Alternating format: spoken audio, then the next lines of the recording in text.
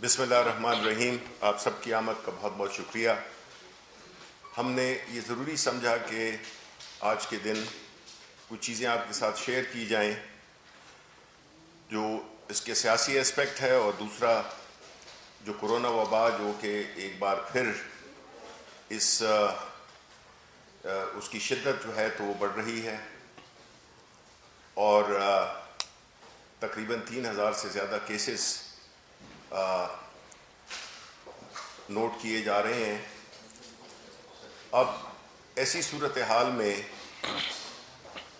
ہم نے یہ دیکھا کہ جس طرح کہ ہماری حکومت نے پہلے جب یہ پچھلے سال یہ وبا آئی تھی تو اس میں ہماری جو بھی اسٹریٹجیز تھیں، جو بھی ہماری ترکیب تھی، وہ انتہائی کامیاب رہی اور اس کو دنیا بھر میں پذیرائی بھی ملی. اور پرائم منسٹر صاحب کی جو بنیادی خواہش تھی کہ روزگار کو اور جانوں دونوں کو بچانا ہے، وہ اس نے بہت زیادہ ہماری ملک کی معیشت پہ، روزگار پہ ایک بڑا ہی مثبت اثر چھوڑا. اب جبکہ 1 سال سے زیادہ ہونے کو ہے اور اس وبا کی وجہ سے ہماری معیشت الحمدللہ دوبارہ چل پڑی ہے، اور پرائم منسٹر صاحب کی یہی کوشش ہے کہ کسی صورت میں بھی ہماری کوئی بھی جو وبا ہے اس کا جو اثر ہے، اس کے لیے جو تدابیر، اس کے لیے جو پریکاشنز ہیں جو کہ ہمیں لینی چاہیے، وہ بہت ضروری ہو گیا ہے. کیونکہ ہم نے دیکھا ہے کہ اس وبا نے عالمی سطح پر بھی اور پاکستان کی سطح پر بھی دوبارہ اس کا ایک زور اٹھا ہے.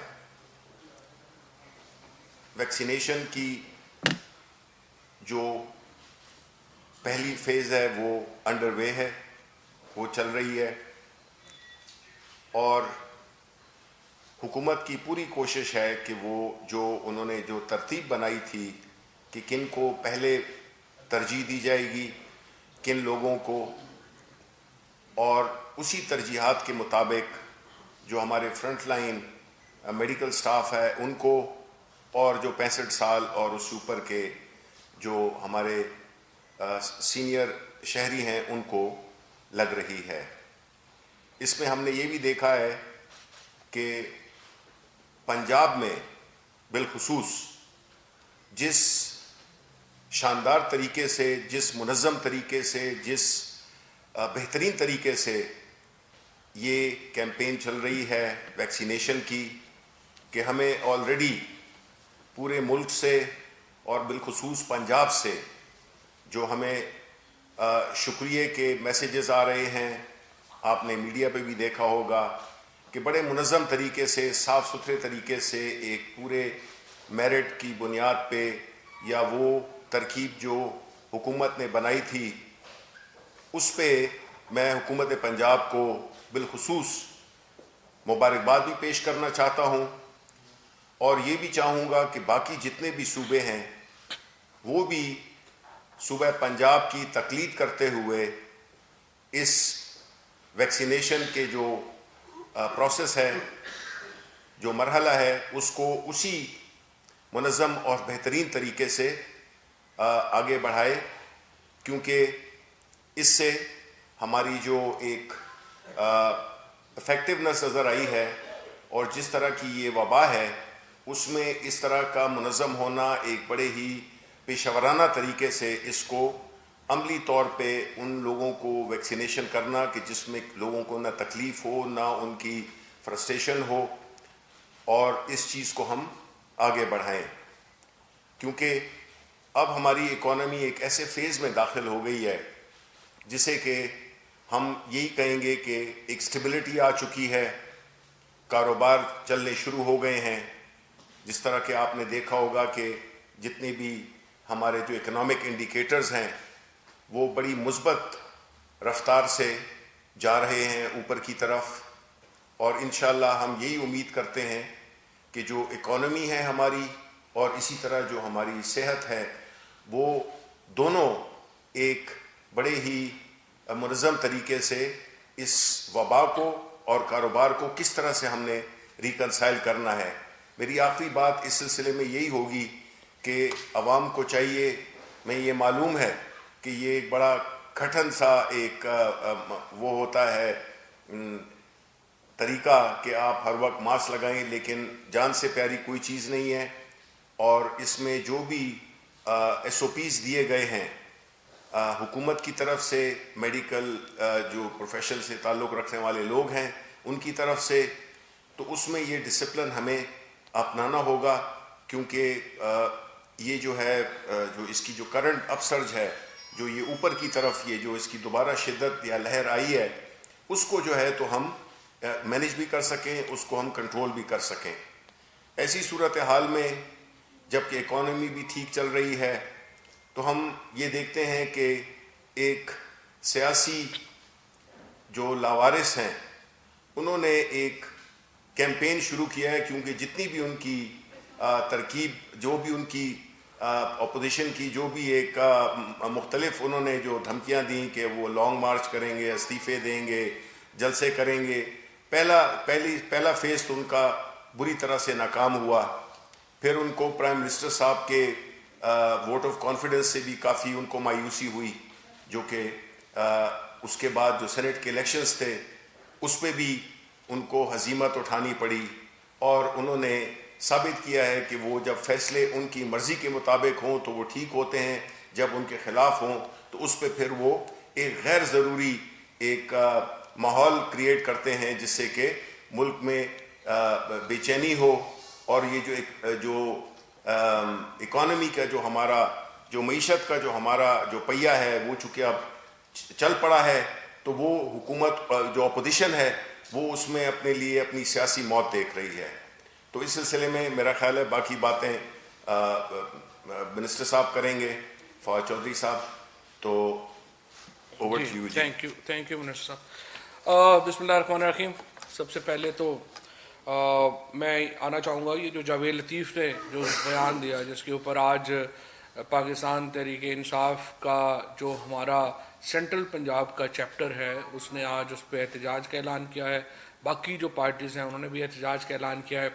جو انہوں نے اپنے ٹی وی انٹرویو میں کہا کہ اگر ہمیں کچھ ہوا تو پھر پاکستان نہ کھپے، پاکستان کھپے کا نعرہ ہم نہیں لگائیں گے. پہلی بات تو یہ ہے کہ ٹھیک ہے پیپلز پارٹی اور مسلم لیگ نون کے اختلافات ہوئے ہیں سینٹ کے انتخابات میں، لیکن اس کو پیپلز پارٹی کے یہ جو نعرہ تھا پاکستان کھپے، جو بی بی شہید کی شہادت کے بعد زرداری صاحب نے لگایا تھا، یہ نعرہ تو میں سمجھتا ہوں ایک قومی نعرہ ہے. اور پاکستان زندہ باد کا جو نعرہ ہے یہ تو ہر پاکستانی کے دل کا نعرہ ہے، اور یہ کہنا کہ ہم یہ نعرہ نہیں لگائیں گے، اس کے اوپر ہر پاکستانی کا دل جو ہے وہ دکھا ہے. لیکن یہ کوئی حیرت کی بات نہیں ہے. اس کی وجہ یہ ہے کہ یہ نواز شریف اور الطاف حسین دونوں 85 کی سیاست کا تحفہ ہے، اور اس میں جو تحفے ہمارے سامنے آئے ہیں ان کی جو قیمت ہے وہ صرف ایک الیکشن ہی ہے. ایک الیکشن آپ ہار جائیں تو ریاستی اداروں کے خلاف بھی آپ نبردآزما ہو جائیں، آپ اپنی مخالف سیاسی جماعتوں کے خلاف بھی شروع ہو جائیں، اور پھر آپ ریاست کے خلاف بھی شروع کر دیں. یہ الطاف حسین اور نواز شریف کی ٹریننگ چونکہ ایک ہی کوک سے ہوئی تھی، اور ان کی جو یہ سیاسی لوگ تو نہیں ہیں، نہ ہی ان کا کوئی سیاسی ویژن ہے.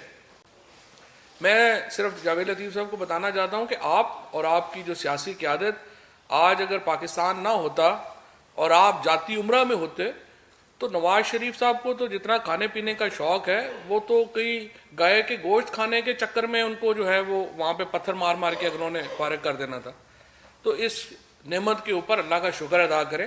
الیکشنوں میں ہار جیت ہوتی رہتی ہے، نتائج آپ کی مرضی کے نہیں آئیں تو یہ نہیں ہے کہ آپ منہ اٹھا کے ریاست کے خلاف ہی اپنا ایک بیانیہ جو ہے وہ شروع کر دیں. ہم غداری کے سرٹیفکیٹ دینے کے لیے نہیں بیٹھے ہیں یہاں پہ، لیکن پاکستان کے لوگ خود فیصلہ کر سکتے ہیں کہ ان لوگوں کی قیمت کیا ہے. ایک الیکشن میں مرضی کا نتیجہ نہ آئے گا ہم بدل جائیں گے، ایک الیکشن میں مرضی کا نتیجہ آئے گا ہم سارے اس طرف چلے جائیں گے. نہ ان کی کوئی ایک کہیے کہ کوئی پولیٹیکل ویژن ہے، نہ ان کی سیاست کا کوئی مقصد ہے، نہ ہی ان کا کوئی اصول ہے جس کے اوپر یہ کھڑے ہوں. ہر لمحہ اپنا اصول جو ہے وہ تبدیل کرتے ہیں. اور جاوید لطیف کی جو یہ سوچ ہے، اصل میں وہ اس کی اپنی کوئی سوچ نہیں ہے. وہ تو بیچارہ ایک شطرنج کا مورا ہے. جو ٹیپ ریکارڈر اس کو کسی نے پڑھایا اس نے آ کے ٹی وی پہ پڑھ دیا. اصل سوچ جو ہے یہ ان کی ہے جو الطاف حسین بننا چاہتے ہیں. لیکن میں ان سیاسی نابالغوں کو کہنا چاہوں گا کہ الطاف حسین بننے ضرور، لیکن اس کا انجام بھی پھر اپنے سامنے رکھیں. وہ بھی لندن سے واپس نہیں آ رہا، آپ بھی لندن سے واپس نہیں آ پا رہے، اور جو یہاں پہ ہیں ان کو شاید ہم لندن نہیں جانے دیں گے. کوششیں تو بہت ہیں، دل بھی بہت ہے کہ کسی طریقے سے ساری کیمپین یہ ہے، پہلے تھی کہ پاپا بچاؤ، اب مجھے لندن جانے دو. یہ ساری مہم جو ہے اس طرح سے نہیں ملک چلا کرتے. میں سمجھتا ہوں نیب نے جو کیا ہے مریم نواز شریف کی جو بیل کی کینسلیشن، یہ بڑا مستحسن اقدام ہے. اور یہ جو قدم تھا، دیکھیں پاکستان کے جو لوگ ہیں اور بشمول حکومت، ہمارا جس طرح پرائم منسٹر صاحب نے اس دن پارلیمنٹ کے اندر کہا، جوڈیشری اور نیب کے اوپر ہمارا کنٹرول نہیں ہے، وہ ہماری ایڈمنسٹریٹو کنٹرول میں نہیں آتے. لیکن ہماری خواہش یہ ہے کہ نیب جو کیس شروع کرے، اور پاکستان کے لوگوں کی خواہش یہ ہے اس کو منطقی انجام تک پہنچایا جائے. کیونکہ کیسز ہوتے ہیں اس کے بعد پتہ نہیں چلتا وہ کیس کدھر گیا ہے. اس سے عام آدمی کا بھی جو ہمارے اوپر بھی اس کا اثر آتا ہے، اور لوگ سمجھتے ہیں کہ جو اکاؤنٹیبلٹی کا یا احتساب کا جو بیانیہ شکست کھا رہا ہے کیونکہ مقدمات منطقی انجام تک نہیں پہنچے. حالانکہ نواز شریف اور مریم تو دونوں جو ہیں وہ کنوکٹڈ ہیں، دونوں سزا یافتہ ہیں عدالتوں سے، لیکن ان کے بیہیویئر سے یوں ہی لگتا ہے کہ جیسے وہ پتہ نہیں کوئی انقلابی سوچ لے کے آئے ہیں. حالانکہ انقلابی سوچ ان کی یہی ہے کہ ہمارے پیسے ہمارے پاس رہنے دو، اس سے زیادہ تو کچھ نہیں ہے. دیکھیں جیلوں میں ڈالنے کا بھی ہمیں شوق نہیں ہے، نواز شریف کو، شہباز شریف یا مریم بی بی کو، ہمارا کوئی ذاتی جھگڑا نہیں ہے. ہماری ان سے یہی مطالبہ ہے کہ یا تو آپ پاکستان کے پیسے واپس کریں گے یا آپ جیل کاٹیں گے، تیسرا تو کوئی پرابلم نہیں ہے. اور اس لیے میں یہ سمجھتا ہوں کہ یہ جو جاوید لطیف سے جو کہلوایا گیا وہ بڑا نامناسب تھا. پاکستان کے لوگوں کو اس کے اوپر بڑا غصہ ہے، ہمیں خود اس کے اوپر بڑا غصہ ہے، اور پاکستان کے عوام یہ چیز دیکھ رہے ہیں، اور اس چیز کو آپ کو سمجھنا چاہیے کہ یہ چیز قابل قبول جو ہے وہ نہیں ہوگی. اس کے علاوہ ہمارے دو بیانیے ہیں جس کے اوپر پوری کی پوری طریقے انصاف کی جو سیاست ہے وہ دو چیزوں کے اوپر جو ہے وہ کھڑی ہوئی ہے. ایک تو اکاؤنٹیبلٹی کے اوپر، اور جس طرح سے میں نے عرض کیا کہ ہم سمجھتے ہیں کہ نیب جو مقدمات شروع کرے اس کو منطقی انجام تک ضرور پہنچائے. اور دوسرا شفاف الیکشنز کی طرف. یہ جو سینٹ کے الیکشنز ہیں اس پر جو بحث ہے تقریباً سپٹمبر میں شروع ہوئی. سپٹمبر کے آخر میں کیبنٹ نے اپروول دی الیکٹورل ریفارمز کی اور کانسٹیٹیوشنل امینڈمنٹ کی کہ سینٹ میں اوپن ووٹنگ لائی جائے. 28-29 اکتوبر کو یہ جو اسمبلی سیشن میں یہ پیش ہوئی، اور اس کے بعد ہم مسلسل یہ کوشش کرتے رہے کہ جو چارٹر آف ڈیموکریسی کا کلاز 24 ہے، اور پھر خود پی ایم ایل این 2015 میں جو قانون لے کے آئی تھی، ان دونوں کے تحت ہم اوپن الیکشنز کی طرف جائیں. لیکن بدقسمتی سے چونکہ ان کی سیاست کسی اصول پہ نہیں کھڑی، انہوں نے پھر اصول بدل لیا اور خفیہ رائے دہی کی طرف چلے گئے. جو الیکشن سینٹ کے الیکشنز کے اوپر اس وقت جو سارا انگلیاں اٹھ رہی ہیں وہ اپوزیشن کے کردار کی وجہ سے اٹھ رہی ہیں، اور الیکشن کمیشن کے کوئی کردار ادا نہ کرنے کی وجہ سے اٹھ رہی ہیں.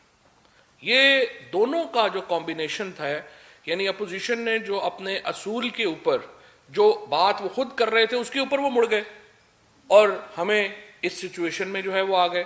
اور پھر الیکشن کمیشن کا جو نہ کوئی کردار ادا نہ کرنے کا جو فیصلہ تھا اس نے بھی بہت نقصان پہنچایا.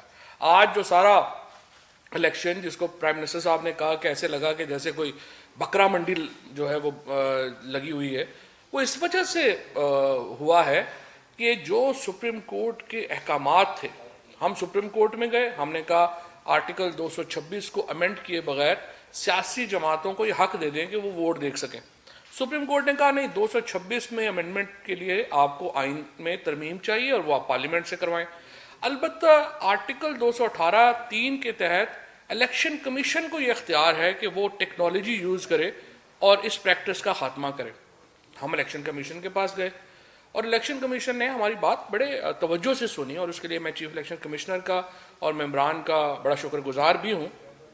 اور لیکن اس کے اوپر سم ہاؤ پتہ نہیں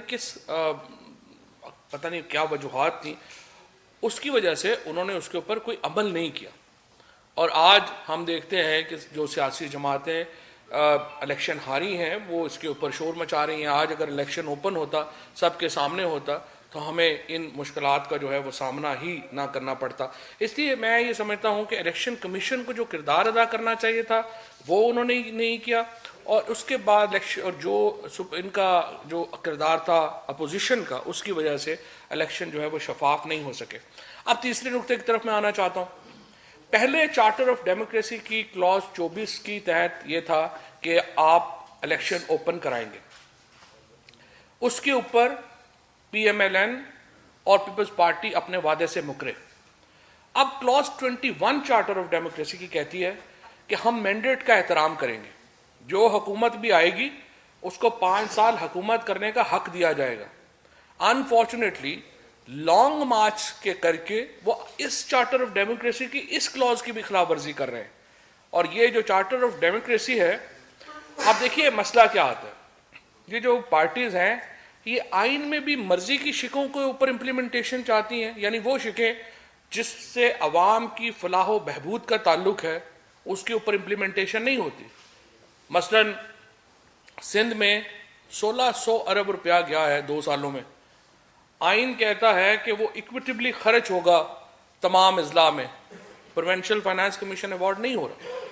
آرٹیکل 140A لازمی کہتا ہے کہ آپ یہ کریں گے, لیکن چیف منسٹر صاحب کہتے ہیں میں ماتحت ہی نہیں ہوں فیڈرل گورنمنٹ کا. پیسے بھی آپ لے رہے ہیں, آپ کہہ رہے ہیں میں ماتحت بھی نہیں ہوں اور نہ ہی میں جواب دہ ہوں. لیکن جو چارٹر آف ڈیموکریسی کے ساتھ بھی یہی ہو رہا ہے. وہاں پر بھی جو لوٹ مار کے اوپر کمپرومائز تھا کہ آپ ہماری لوٹ مار کو چیک نہیں کریں گے, ہم آپ کی لوٹ مار کو چیک نہیں کریں گے, وہ پروویژن تو امپلیمنٹ ہو گئی.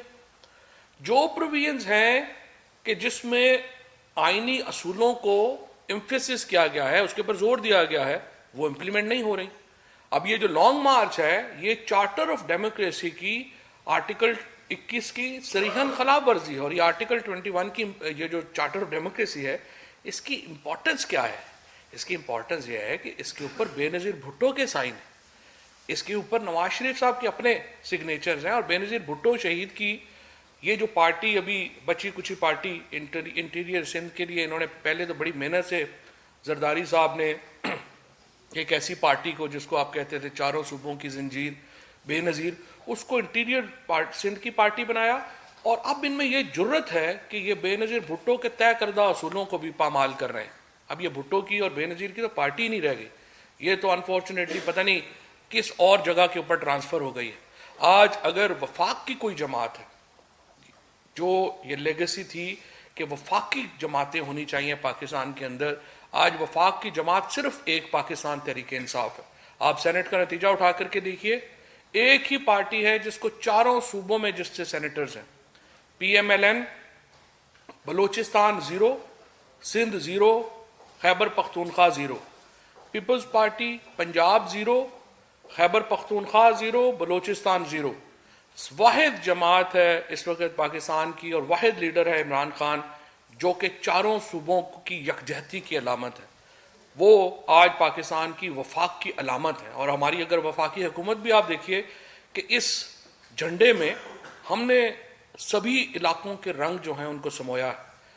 اس یہ جو گلدستہ ہم نے بنایا ہے اس میں سارے صوبوں کے لوگ جو ہیں وہ شامل ہیں, اور یہی ایک وفاقیت کی علامت ہے جو یہ حکومت جس کا اظہار کر رہی ہے.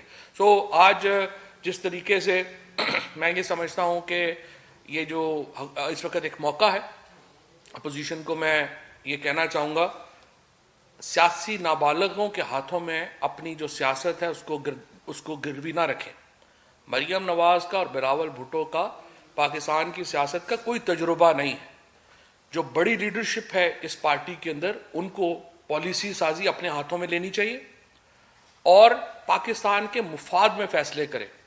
لانگ مارچ کینسل کریں. اس کی وجہ یہ ہے کہ جس طرح ابھی انفارمیشن منسٹر صاحب نے آپ کے سامنے رکھا, ہماری خوش قسمتی ہے کہ کووڈ کے اندر بھی ہم نے اپنی معیشت کو بچایا ہے. ہم اس کو آگے لے کے جانا چاہتے ہیں. ہمارے ساتھ بیٹھیے, بڑے ریفارمز کے اوپر بات کریے. ہمارے ساتھ الیکٹورل ریفارمز کے اوپر سب سے پہلے آپ آئیں اور ہمارے ساتھ بیٹھیں. ہم ابھی بھی الیکشن جو ہے ہم چاہتے ہیں جو مستقبل کے الیکشنز ہیں ان کو صاف شفاف بناتے ہیں. اسپیکر صاحب جو ہیں اس کے اوپر کمیٹیز بنانے کو بھی تیار ہیں. ہمارے پارلیمنٹری افیئرز ڈاکٹر بابر روان صاحب اس کے اوپر بھی وہ بھی کام کر رہے ہیں. علی محمد صاحب اس کے اوپر کام کر رہے ہیں. سو ہماری لا منسٹری, پارلیمنٹری ڈویژن اور اسپیکر سیکریٹریٹ ساری اس کے اوپر جو ہے وہ بات چیت کرنے کے لیے بھی تیار ہیں, آگے بڑھانے کو بھی معاملہ تیار ہے. لیکن اس کے لیے ضروری ہے کہ حکومت کے مینڈیٹ کو تسلیم کر کے آپ آگے بڑھیں. اگر آپ حکومت کے مینڈیٹ کو تسلیم نہیں کریں گے تو پھر اس کے نتیجے میں آپ کی اپنی سیاست ختم ہو رہی ہے. آپ پہلے کسی صوبے سے پہلے دیکھیے نا, ابھی بھی جس طرح میں عرض کر رہا ہوں کہ آپ تو ریجنل پارٹیز ہیں, آپ کی کوئی ایک وفاقی حیثیت تو نہیں ہے. سو اگر ریجنل حیثیت ہے, آپ اس سے بھی چھوٹا ہونا چاہتے ہیں اپنی سیاست سے, تو آپ کی مرضی ہے. ہم بہرحال سمجھتے ہیں ہم ایک جمہوری پارٹی ہیں, ایک وفاقی پارٹی ہیں. اس کی حیثیت سے ہمارا دل بھی بڑا ہے. اور ڈسپائٹ آل آڈز جو کچھ آپ لوگوں نے کیا, صرف ایک چیز ہے جس کے اوپر مذاکرات قطعی نہیں ہو سکتے, اور وہ ہے کیسز کے اوپر جو آپ کی لیڈرشپ کے اوپر ہے. اس کے اوپر بھی ہم آپ کو آپشن دے رہے ہیں. ہم آپ کو جیلوں میں نہیں بھیجنا چاہتے. پیسے پاکستان کے لوگوں کے ہیں, عمران خان کے, شبلی فراز کے, فواد چودھری کے, ہمارے ذاتی پیسے نہیں ہیں. آپ پیسے پاکستان کے لوگوں کے واپس کریں, پری بارگین کریں, آرام سے ہماری طرف سے لنڈن میں رہیں, سوئٹزرلینڈ میں رہیں, ہماری جان چھوڑیں. اور اس کے بعد لیکن یہ نہیں ہو سکتا کہ میٹھا میٹھا ہپ اور کڑوا کڑوا تو. آپ پیسے بھی نہ دیں, جیل بھی نہ جائیں. چوائس آپ کی اپنی ہے. بہت شکریہ.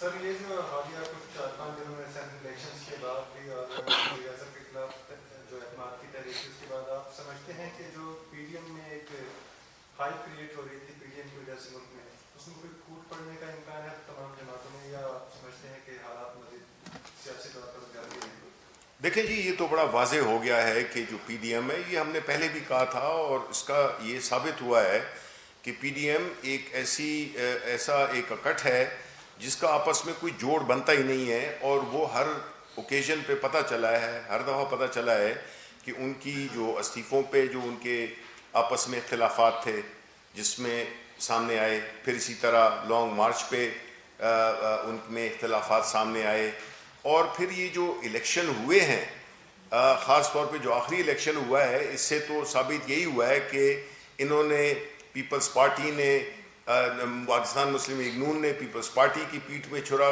گھونپا ہے, اور پیپلز پارٹی نے مولانا فضل الرحمان کے, کیونکہ جو نتائج کے جو چیئرمین اور ڈپٹی چیئرمین کے جو نتائج ہیں اس سے یہی ظاہر ہوتا ہے کہ انہوں نے مولانا حیدری کو یعنی فضل الرحمان گروپ کو انہوں نے ریجیکٹ کیا ہے.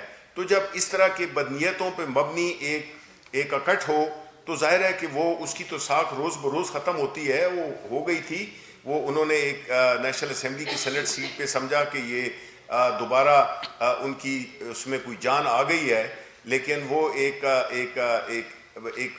آئسولیٹڈ سا واقعہ تھا. اور جو سینٹ کے الیکشنز ہوئے اس سے ثابت ہو گیا ہے کہ یہ آپس میں اب ٹوٹ پھوٹ کا شکار ہوں گے. اور ابھی جو یہ پھر استعفوں کی بات کر رہے ہیں مولانا فضل الرحمان, تو پیپلز پارٹی اس کا ڈفرنٹ اوپینین ہے, اور جو پی ایم ایل این ہے اس نے تو ایک ایسا بیانیہ شروع کیا ہے جس کے کہ اس کی اپنی پارٹی میں بھی اپنی جو ان کا جو الائنس ہے اس میں بھی اس کو کوئی پذیرائی نہیں مل رہی. تو یہ ایک جو اس کی جو آخری کیل تھی وہ ٹھوک دی گئی ہے.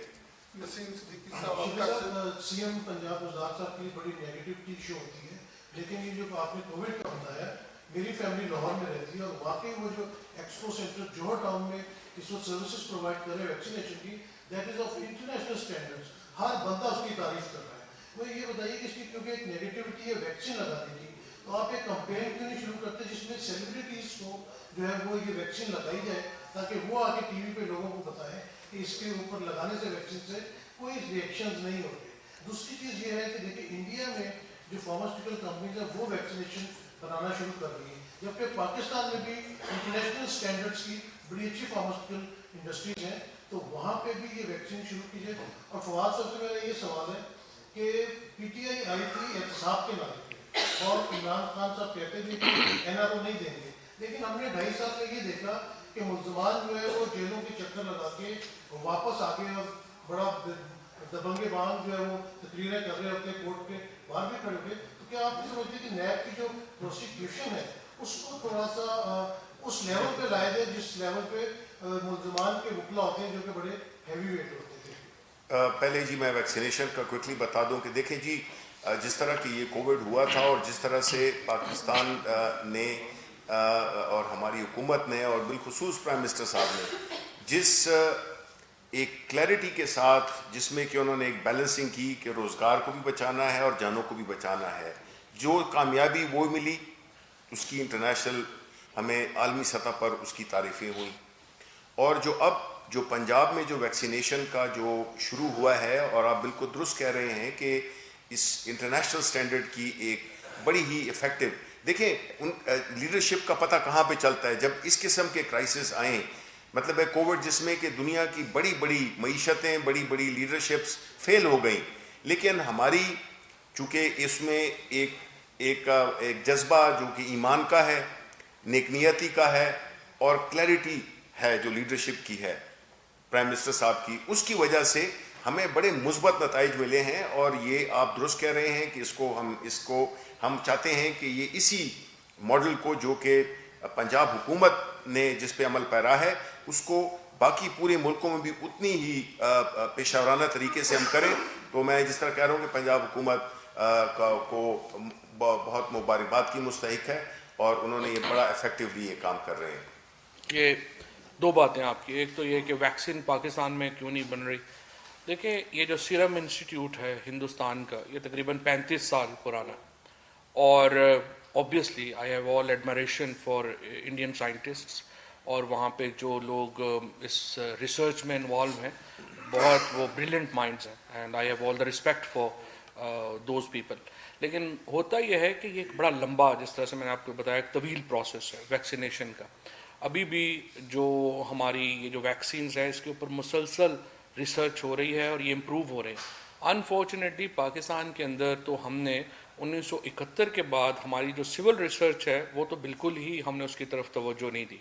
और मैं आपको ये भी बताऊं कि पिछले जो 2008 में जाके जब मुशर्रफ साहब की हुकूमत गई थी तो हम 0.64% अपना साइंस और टेक्नोलॉजी के ऊपर खर्च कर रहे थे जीडीपी का। जब 10 साल नवाज शरीफ और जरदारी साहब के रहे हैं, इसमें ये खर्चा, Pakistan was probably the only country in the world जिसने साइंस और टेक्नोलॉजी के ऊपर अपना बजट आधा कर दिया और हम 0.24% के ऊपर आ गए। अब आकर के पिछले 2 सालों में इमरान खान साहब ने ये मेहरबानी की है और इस हुकूमत का ये एक बड़ा, मैं समझता हूँ, लैंडमार्क है कि हमने अपनी जो साइंस एंड टेक्नोलॉजी का बजट है उसमें तकरीबन 10 गुना इजाफा किया है। और ये जो प्रोसेसेस हैं ये लंबे प्रोसेस हैं जिसमें एक टाइम रिक्वायर्ड है, लेकिन इंशाल्लाह हम उसमें पहुंच जाएंगे। और अगर हिंदुस्तान में अगर मोदी साहब जैसी एक्सट्रीमिस्ट गवर्नमेंट ना होती और एक इंतहा पसंद हुकूमत ना होती जिसने हिंदुस्तान का भी बेड़ा गर्क किया है और पूरे रीजन का भी बेड़ा गर्क किया है, तो हम तो सार्क के प्लेटफॉर्म के ऊपर एक कोलैबोरेशन कर सकते थे ये सारी वैक्सीन्स के लिए, जिसका जनूबी एशिया के खित्ते के लोगों को बड़ा फ़ायदा होता। बट बड़ी अनफॉर्चुनेट है कि मोदी साहब ने ना सिर्फ ये कि अपनी हिंदुस्तान की लीडरशिप का बेड़ा गर्क किया एक इंतहा पसंद हिंदुवाता की डॉक्ट्राइन के ऊपर, बल्कि साउथ एशिया का बेड़ा गर्क किया। इक्विपमेंट भी जो बनाया आपने, एक्सपोर्ट इक्विपमेंट, हमारा अपना इक्विपमेंट तो हमने 4 महीनों में जो हम एक नेट इम्पोर्टर से हम एक नेट एक्सपोर्टर हैं। अब पाकिस्तान एक major exporter of Covid material. दूसरी बात जो आप नैब की, देखें ये बात बिल्कुल सही है, नैब के पास वसाइल की भी कमी है और उनका जो डिपार्टमेंट्स हैं वो भी इतने ज़्यादा बड़े नहीं हैं कि वो इतने केसेस को डील कर सके। इसीलिए प्राइम मिनिस्टर साहब ने पहले दिन से इस बात के ऊपर जोर दिया है नैब के ऊपर कि आप अपना दायरा वसी ना करें, आप अपना दायरा महदूद रखें और सिर्फ बड़े केसेस के ऊपर तवज्जो दें ताकि जिसमें पब्लिक इंटरेस्ट है। और अगर आप अपने वसाइल को थिन आउट कर देंगे, इतना हम ज़्यादा बढ़ा देंगे, फिर कहीं पर भी आपको कामयाबी नहीं होगी। लिहाजा उसी असूल के ऊपर अमल करना चाहिए। आसिया तुर्सत GNN से سسٹر میرے دو سوال ہیں. ایک تو یہ کہ لاک ڈاؤن کا اعلان کیا گیا اور دوسری جانب انڈیا نے 26 مارچ کو لانگ مارچ کا اعلان کیا. تو اس حوالے سے گورنمنٹ کی کیا اسٹریٹجی رہے گی کہ کووڈ کیسز جو ہیں وہ انکریز ہو رہے ہیں اور ایسے میں لانگ مارچ ایک بہت بڑا خطرہ ثابت ہو سکتی ہے وہاں کی. دوسرا سوال میرا یہ ہے کہ تعلیمی ادارے جو ہیں وہ سب سے زیادہ متاثر ہو رہے ہیں اور طلبا کی تعلیم سب سے زیادہ متاثر ہو رہی ہے کووڈ کیسز کی وجہ سے. جب بھی انکریز ہوتے ہیں سب سے پہلے تعلیمی ادارے بند ہوں گے. اس حوالے سے گورنمنٹ کوئی پراپر اسٹریٹجی کیوں نہیں بناتی؟ کیونکہ آن لائن کلاسز والی جو اسٹریٹجی تھی وہ بری طرح سے ناکام ہوئی اور شفقت محمود صاحب جو ہیں اس پر کوئی اپنا واضح نقطہ بھی نہیں دے سکے اور اس کو ہینڈل نہیں کر سکے. تو گورنمنٹ اس پہ کیا کرے گی؟ کیونکہ ایک سال طلبا کا آلریڈی ضائع ہو چکا اور اگر اس سال بھی یہی سچویشن رہی تو یقینی طور پر یہ سال بھی طلبا کا جو ہے وہ ضائع ہو جائے گا. تو اس حوالے سے کیا اسٹریٹجی ہے آپ کی؟ دیکھیں, جہاں تک کہ اس آن لائن کلاسز کا تعلق ہے, جہاں تک کہ جو اسکولوں کا ہے, اس میں کوئی شک نہیں ہے کہ جو بچوں کا جو ایک اکیڈیمک ایئر ہے اس پہ بڑا برا اثر پڑا ہے. اور اس میں ہماری یہی حکمت عملی تھی کہ جس طرح کہ ہم نے روزگار اور زندگیوں کا ایک بیلنس رکھا, ہم نے جو ایجوکیشن ہے اس کو بھی ہماری پوری بھرپور کوشش تھی کہ یہ بھی متاثر نہ ہو. لیکن کچھ اس میں ہمیں کامیابی ہوئی ہے اور کچھ جو ہے تو جب یہ جو اس کا جو ٹرینڈ تھا وہ نیچے کی طرف جا رہا تھا تو ظاہر ہے کہ اس میں ایک کمپلیسنسی سی آ گئی عام لوگوں میں بھی, اور جنرلی اور پیرنٹس کی بھی یہ خواہش تھی کہ دوبارہ جو ہے تو بچے اسکول جانا شروع کر دیں. میرا خیال ہے کہ شفقت محمود صاحب بھرپور کوشش کر رہے ہیں کہ یہ جو آن لائن ایجوکیشن ہے اس کے لیے ہم نے کئی ممالک کے ساتھ ہم نے MOUs بھی سائن کیے, ارینجمنٹس بھی کی ورلڈ بینک کے ساتھ بھی. لیکن اس کو پوری ملک کی سطح پر ایک ایسے انٹرنیٹ کے نظام کو پھیلانا ظاہر ہے کہ بہت بڑا چیلنج ہے. لیکن شفقت محمود صاحب کی منسٹری اس پہ دن رات کام کر رہی ہے اور ہم یہی سمجھتے ہیں کہ ابھی یہ جو دوبارہ اسکول بند ہوئے ہیں تو اس میں جو چیزیں ہیں وہ سامنے آئیں گی کہ کیا کیا ہم نے اسٹیپس لیے ہیں کہ یہ کم سے کم نقصان پہنچ سکے ہمارے جو تعلیمی جو سال ہے. جی پی ڈی ایم دیکھیں,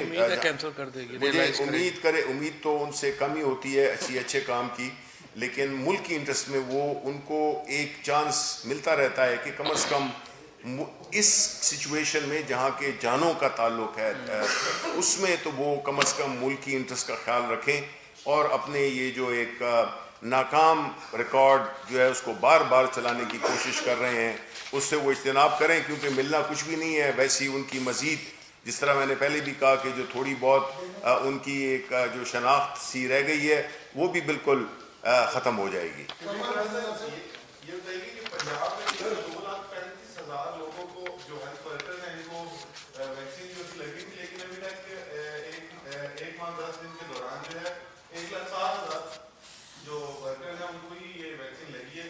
تو کیا ویکسین کا عمل پنجاب میں سلو ہے؟ کیونکہ وزارت حکومت کی تو کافی تعریف کی جا رہی ہے, لیکن ان کو یہ جو ویکسین ہے ہیلتھ ورکرز کی یہ ابھی تک مکمل نہیں ہو سکی. دیکھیں, بات یہ ہے کہ جس طرح آپ کو معلوم ہے کہ جو یہ ویکسینز ہیں یہ اس کی پوری ڈیمانڈ انٹرنیشنلی ڈیمانڈ ہے, اور وہ ممالک جو کہ صاحب حیثیت ہیں, وہ ممالک جنہوں نے کہ اس پہ کام بھی کیا ہوا ہے اور جنہوں نے یہ پروڈیوس بھی کیے ہیں, جو بڑے بڑے ممالک ہیں, رشیا ہو گیا, چائنا ہو گیا, یورپ, امریکہ, وہ ان کے ساتھ ایک ایگریمنٹ ہوا تھا جس میں کہ جو ورلڈ ہیلتھ آرگنائزیشن ہے انہوں نے بھی ایک ایسا میکنزم بنایا ہے جس میں کہ ظاہر ہے کہ جن ممالک میں یہ ہو رہی ہے اور اس کی قیمت بھی کوئی اتنی سستی نہیں ہے, لیکن ہماری حکومت نے پہلے ہی اس کے لیے کوئی $120 ملین کے قریب وقف کیے تھے. اور ہماری پہلی کوشش یہی ہے کہ جو فرنٹ لائن لوگ ہیں, ظاہر ہے کہ کسی بھی ڈسکرمنیشن, دیکھیں ہماری پارٹی میں اگر ہماری جو حکومت ہے اس میں یہی ہے کہ ظاہر ہے کہ ہر ایک کی فیملیز بھی ہیں, لیکن میں آپ کو بتاؤں کہ پرائم منسٹر صاحب سے لے کر اور ہمیں کسی نے بھی نہ کوئی ہم سفارش مانتے ہیں. ہمارا جو موقف ہے وہ یہی ہے کہ جو ہم نے جو ایک پیرامیٹرز بنائے تھے, جو ایک ترکیب بنائی تھی جس میں کہ جو ہیلتھ والے ہیں ان کو پہلے, اس کے بعد جو ہے جو 65 سال والے ہیں اور اس طرح, تو ابھی انشاءاللہ آنے والے دنوں میں جو نئی کھیپ آئے گی اس سے بھی ایک زیادہ, ایک تو جو وہ 65 سال کا تھا وہ بھی، اس کو بھی نیچے لے آئیں گے. اور اس میں دیکھیں ہمارا تو خاص طور پہ ہم نے کل بھی بات کی ہے اس پہ، اور اپنے جو ہیلتھ منسٹر ان سے بات ہوئی ہے کہ آپ لوگ بھی فرنٹ لائن ورکرز ہیں، آپ کو بھی اس میں شامل کیا جائے، کیونکہ آپ ہر جگہ پہ ہوتے ہیں اور آپ کو اپنی جو پیشہ ورانہ ذمہ داری ہیں اس کو پرفارم کرتے ہوئے آپ کو بھی اس کی ضرورت ہے. تو انشاءاللہ اٹس میٹر آف ڈیز اور ویک اور 10 days جب نئی کھیپ آئے گی تو اسی آرگنائز طریقے سے جس طرح کہ پنجاب میں ہو رہا ہے وہ پورے ملک میں انشاءاللہ ہوگی. شبیر صاحب اور فواد صاحب، میرا آپ سے دو چھوٹے چھوٹے سوال ہیں. ایک تو یہ بتائیے، آپ دونوں واقعی سمجھتے ہیں کہ پنجاب میں گورنمنٹ بڑی آئیڈیل ہے اور گزار صاحب بڑے آئیڈیل منتظم کے طور پہ ایک کردار ادا کرے اور ان کو تبدیلی ہونا چاہیے؟ ایک تو یہ بتا دیجیے، آپ دونوں پولیٹیکل ورکر ہیں. دوسری مجھے یہ فرمائیے کہ فواد صاحب آپ نے جو آفر کیا اپوزیشن کو، بڑی پازیٹیو جسچر ہے گورنمنٹ کی طرف سے. ماضی میں بھی اس طرح کا پازیٹیو جسچر آپ کی طرف سے آتا رہا ہے، لیکن ایک اعتراض اٹھایا جاتا ہے رہا ہے کرٹکس کی طرف سے بھی، اپوزیشن کی طرف سے، کہ آپ کو ایک پولیٹیکلی انگیج کرنے کی کوشش کرتے ہیں، لیکن پرائم منسٹر ہے وہ آ کے ایسی تقاریر کر دیتے ہیں جس کی وجہ سے وہ جو انگیجمنٹ اپوزیشن کی وہ ہو نہیں پاتی. تو کیا پرائم منسٹر خود بھی کسی لیول پہ یہ جو پیشکش ہے بڑے ایشوز کے اوپر، نیشنل ایشوز کے اوپر، اکانومی کا ہوگا، الیکٹرل ریفارمس کا ہوگا، اور دوسرے ان پہ پرائم منسٹر خود بھی کسی ٹائم پہ آگے بڑھیں گے اور اپوزیشن کو دعوت دیں گے؟ یہ نہیں، دیکھیے یہ تو بات بالکل ہی غلط ہے. پرائم منسٹر صاحب نے جو آخری اپنی تقریر کی تھی پارلیمنٹ کے اندر اس سے پہلے، اس میں پی ایم صاحب نے یہ کہا تھا کہ آئیے آپ ہمارے ساتھ بڑے ریفارمز کے اوپر بیٹھیں اور بات کریں. یہ پرائم منسٹر صاحب کی طرف سے آفر ہے. یہ تو جو چونکہ جب وہ بات کرتے ہیں اکاؤنٹیبلٹی کی، اس کے اوپر اپوزیشن کو، جب بھی وہ چور ڈاکو کہتے ہیں کہ میں چوروں اور ڈاکوؤں کو نہیں چھوڑوں گا، اپوزیشن کو لگتا ہے ہمیں کہہ رہے ہیں. اب یہ تو ان کی پتہ نہیں کیا سوچ ہے. وہ تو اکاؤنٹیبلٹی کی بات ضرور کرتے ہیں، لیکن اس کے اوپر تو دیکھیں انہوں نے ہمیشہ مثبت جسچر رکھا ہے، حکومت نے مثبت جسچر رکھا ہے، اور اس کے اوپر جو ہے وہ ہم بالکل جو ہے وہ تیار ہیں. اور ایک چیز میں کہنا بھول گیا تھا کہ وہ ہمارے دوست ہیں مصطفیٰ نواز کھوکھر، ڈاکٹر مصدق ملک صاحب، انہوں نے سی سی ٹی وی کی جو وائرنگ جو ہے وہ ساری خراب کر دی ہے اسپائی کیمرہ کہہ کے. تو ان کو ہم 54,000 روپے کا بل بھجوا رہے ہیں، جو انہوں نے ساری جو سی سی ٹی وی کی جو اپنا سینٹ کا اکھاڑ کے اور جو ہے وہ سامنے رکھ دیا ہے. وہ میں نے جو ہے وہ پتہ کرایا اپنے طور کے اوپر، وہ ویسے نقصان تو کوئی 60,000 روپے کا ہوا ہے، 60-62,000 روپے کا. اس سے ریلیٹڈ شازیہ نوری کا بیان ہے کہ پارلیمنٹ کو جو 2-3 دن کے لیے بند کرنے کا فیصلہ کیا گیا، یہ بیسیکلی کورونا کی تو شازیہ بلکہ ثبوتوں کو مٹانے کے نہیں، تو شازیہ میری جا کے اپنے چیمبر میں بیٹھ جائیں، 2 دن میں پتہ چل جائے گا کورونا کی وجہ سے بند کیا یا اس کی وجہ سے کیا. سے بات کر رہا ہوں ریڈیو نیوز نیٹ ورک سے. پہلے تو میں یہ پوچھنا چاہوں گا کہ جو ایس سی او ہے جو آزاد کشمیر اور گلگت بلتستان میں جو انٹرنیٹ پرووائڈ کرتی ہے، ہم کو تجزیہ نگار تو نہیں ہے نا جی. تو یہ ایس سی او گورنمنٹ رن ادارہ ہے، سول گورنمنٹ رن ادارہ ہے یا ملٹری رن ادارہ ہے؟ آپ یہ بتا دیجیے. دوسرا، آپ نے جو ابھی بات کی کہ معیشت بہتر ہو رہی ہے، ابھی جو ہمارے دوست بشیر چودھری صاحب نے صبح ٹویٹ کیا ہے کہ 2018 میں چینی کی قیمت 53 روپے تھی، ابھی 100 روپے ہے. 2018 میں آٹا 46 روپے، اس وقت 85 روپے کلو. پیٹرول 65 روپے، ابھی اس وقت 2021 میں 110 روپے. ڈالر جو ہے 105 سے 170 پہ پہنچ گئے ہیں. روٹی کی قیمت 8 روپے سے. مہنگائی ہے یا نہیں؟ مہنگائی ہے نا.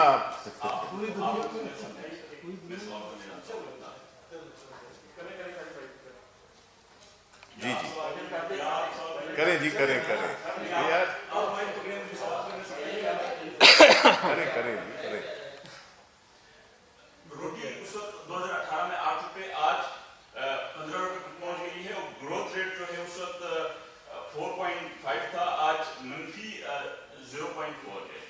تو اس معیشت کا کیا فائدہ کہ وہ اس حد تک پہنچ گئی؟ کیسے مانیں کہ معیشت بہتر ہو رہی ہے؟ تیسرا سوال بھی میں کرتا چاہوں کہ آپ نے کہا کہ وہ اپوزیشن نہیں مانتی ہے، جب رزلٹ اپنے حق میں آتے ہیں تو اپوزیشن مانتی ہے. کیا فرق ہے کیا جب پہلے جب جو حقیقت سے آپ نہیں جیتے تھے تو آپ نے وہی کیا، آج اپوزیشن وہی کر رہی، تو فرق کیا ہے؟ Thank you. دیکھیں جی، پہلے تو جو اکانومی کی بات ہے، اور جب ہم یہ کہتے ہیں وہ تو کوئی ایک ہماری ایک ایسی صرف کوئی پریس کانفرنس نہیں ہے جس میں کہ ہم یہ کر رہے ہیں. یہ تو سارے جو اکانومی کے معیشت کے جو اشاریے ہیں وہ اس بات کی تصدیق کرتے ہیں کہ ایک چیز ہوتی ہے ماکرو اکنامک انڈیکیٹرز، یعنی کہ جو بنیادی آپ کی جو جنرل صحت ہے آپ کی اکانومی کی، وہ جو ہے تو آپ کے جتنے بھی وائٹل آرگنز ہیں وہ بہت اچھے طریقے سے کام کرنا شروع ہو گئے ہیں دوبارہ.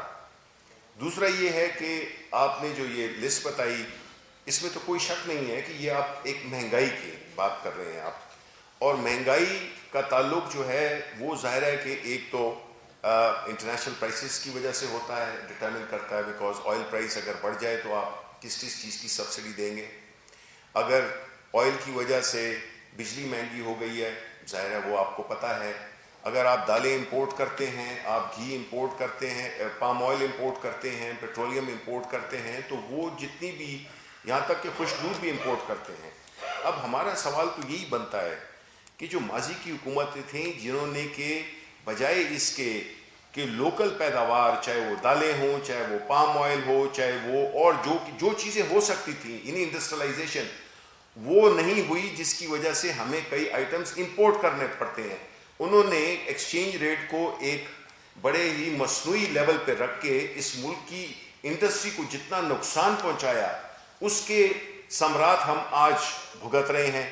کیونکہ جب ڈالر مہنگا ہوا ظاہر ہے کہ ہماری جو کرنٹ اکاؤنٹ ڈیفیسٹ تھا اس کو جس کامیابی کے ساتھ ہم نے اس کو نیچے لائے، تو اس سے یہی ظاہر ہوتا ہے کہ ہم جب کہتے ہیں کہ ماضی کی حکومتوں نے اس ملک کو ایسا نقصان پہنچایا ہے جس کو کہ ریکور کرنے میں بڑا ٹائم لگے گا.